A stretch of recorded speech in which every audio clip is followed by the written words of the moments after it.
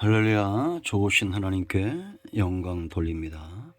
시편의 말씀들을 사모하고 은혜를 나누는 것이 저에겐 큰 기쁨이고, 이 영상을 통해서 말씀을 접하는 여러분 모두에게 하나님께서 주시는 동일한 은혜가 흘러갈 것을 믿습니다. 오늘은 84편입니다. 먼저 기도합니다. 영광과 감사를 우리 하나님 올려드립니다. 주의 이름을 의지하고 주의 보혈을 의지해서 아버지 앞에 있습니다. 우리의 모든 죄와 허물을 사하시고 이 말씀을 통한 큰 깨달음과 은혜만 흘러넘치는 귀한 시간 되게 하옵소서. 무엇보다 하나님의 선하신 뜻이 우리 가운데 서기를 원합니다. 종을 낮추시고 겸손하게 하시고 지금 말씀의 통로만 되게 하시며 시편의 이 사모함의 모든 고백들이 우리 모두의 고백이 되게 하옵소서. 오늘도 말씀하실 하나님을 사모함으로 기다립니다. 예수님의 이름으로 사모하며 축복하며 기도합니다. 아멘. 자, 1절 말씀부터 보겠습니다. 만군의 여호와여, 주의 장막이 어찌 그리 사랑스러운지요. 내 영혼이 여호와의 궁정을 사모하여 쇠약하며 내 마음과 육체가 살아계시는 하나님께 부르짖나이다. 나의 왕 나의 하나님 만군의 여호와여, 주의 제단에서 참새도 제집을 얻고 제비도 새끼들 보금자를 얻었나이다. 주의 집에 사는 자들은 복이 있나니 그들이 항상 주를 찬송하리이다. 아멘. 자, 여러분, 정말 복은 어떤 것이 복일까요? 세상에는 복된 인생이다 자부하는 자들이 많습니다. 정말 복된 인생은 어떤 사람이 복 있는 인생일까요? 성도는 그것을 분명히 아는 자들이고 사모하는 자들이고 그 복이 더 깊어지기를 원하고 부르짖고 기도하는 자들입니다. 84편은 성도가 누릴 수 있는 분명한 복에 대해서 이야기합니다. 그것은 바로 하나님과의 동행, 하나님의 임재를 체험하는 것, 그것입니다.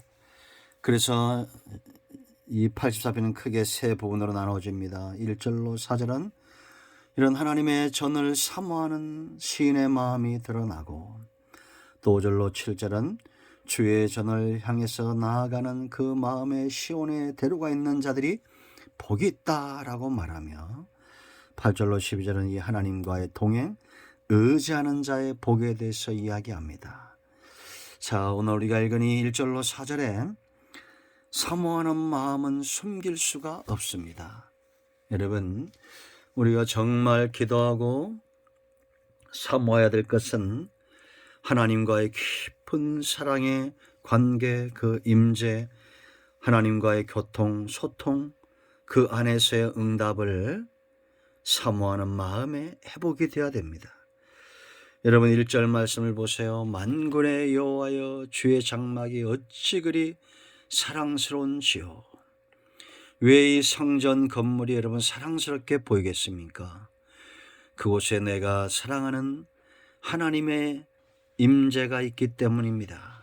그렇지 않습니까? 하나님의 영광이 떠나간 건물은 성전으로서의 가치가 없습니다. 오늘날 성도가 바로 하나님의 영이 거하시는 성전이죠. 그러므로 우리는 성도들을 바라볼 때마다 사랑스러움이 있어야 되고, 이 눈에 보이는 이 건물도 건물이 아니라 하나님의 임재가 있어서 사랑스러워 보여야 됩니다. 이런 교회, 이런 성도 되도록 우리가 사모해야 될 줄로 믿습니다. 십자가만 바라봐도 가슴이 설레이는 하나님의 임재가 충만한 교회. 저는 과거에 남산의 새벽에 올라가 본 적이 있어요. 그 서울역 근처에 살 때 가롤동이라는 데 살았습니다. 온 서울 시내 십자가 불빛만 새벽에 반짝반짝 거리는 거예요. 그걸 바라보면서 얼마나 마음이 뛰었는지 모릅니다. 중국에 갔을 때 십자가가 없어요. 심양신의 한복판에 한 곳에 있더라고요. 그 십자가를 대면하는 순간 마음이 울컥했던 그런 기억들이 있습니다. 여러분, 하나님의 전을 사모하십시오. 건물이 아니라 하나님의 임재가 있기 때문입니다. 성도들을 사모합니다. 하나님의 영이 거하시기 때문입니다. 그것이 성전의 가치고 성도의 가치입니다. 두 번째, 여러분 2절 말씀 보세요. 이 사모함이 얼마나 깊은지 숨길 수 없습니다. 내 영혼이 여호와의 공정을 사모하여 세약함이며 내 마음과 육체가 살아계신 하나님께 부르신 나이다. 가장 큰 기도의 제목이 되었습니다. 부르짖는다는 것은 다른 생각하지 않는다는 겁니다. 올인한다는 겁니다. 그 궁전을 사모하여 세약하다.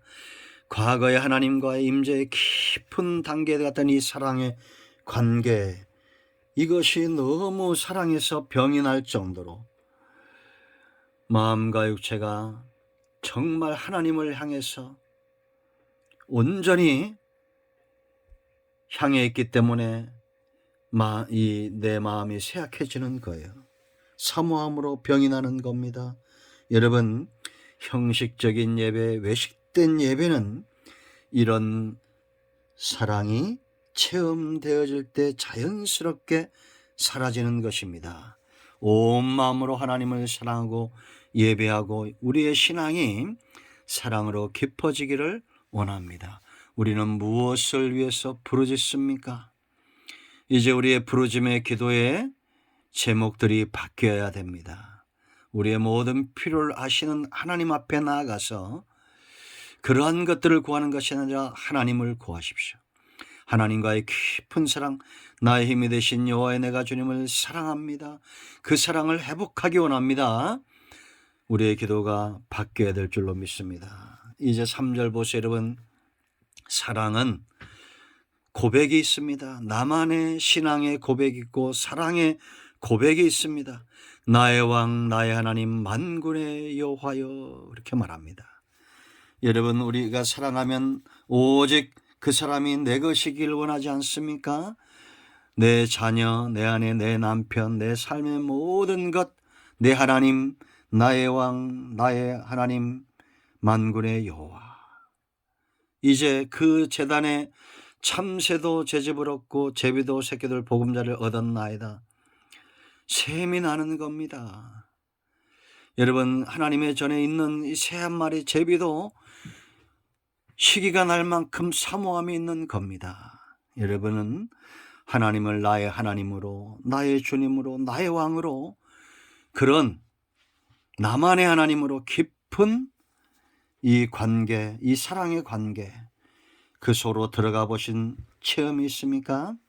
그때부터 우리의 삶이 달라지는 것입니다. 여러분, 하나님은 분명히 말씀하십니다.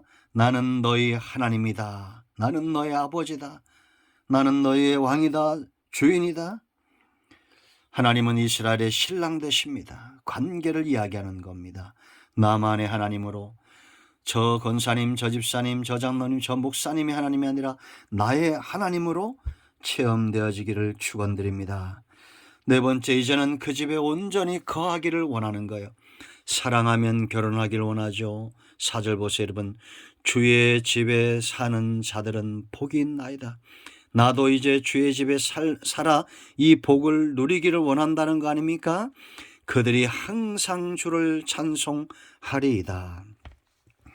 구약시대의 제사장들은 반차를 따라 돌아가면서 섬겼습니다. 그 모습이 얼마나 사랑스럽고 얼마나 축복된지 그 직책을 사모하는 나실인들이 있었습니다. 우리가 잘 아는 대로 레위지파 한 지파를 하나님이 11조로 받으시고 하나님을 온전히 섬기게 했는데 그 삶을 흠모해서 성전에서 어떤 이는 1년, 어떤 이는 몇 년씩 평생 나신인으로 섬기기 원했던 사람들, 그런 자들에게 요구하시는 삶이 있었죠.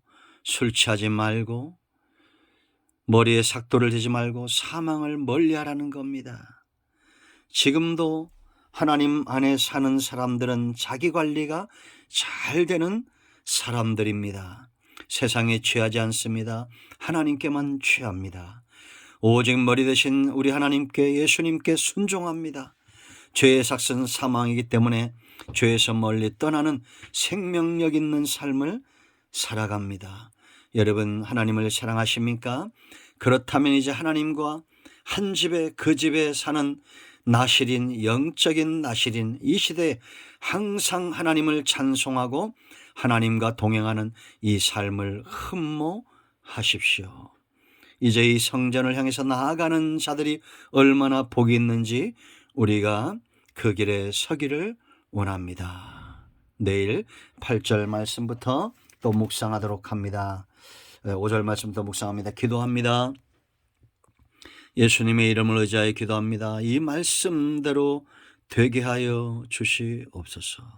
우리 가운데 마음이 상한 자, 병든 자 치유하시고 온전히 하나님을 사랑하는 그 사랑의 깊은 단계로 나아가게 하옵소서. 예수님의 이름으로 사모하며 축복하며 취하며 기도합니다. 아멘. 할렐루야. 예수님의 이름으로 우리의 모든 질병과 문제는 회복되고 치유되었습니다. 아멘.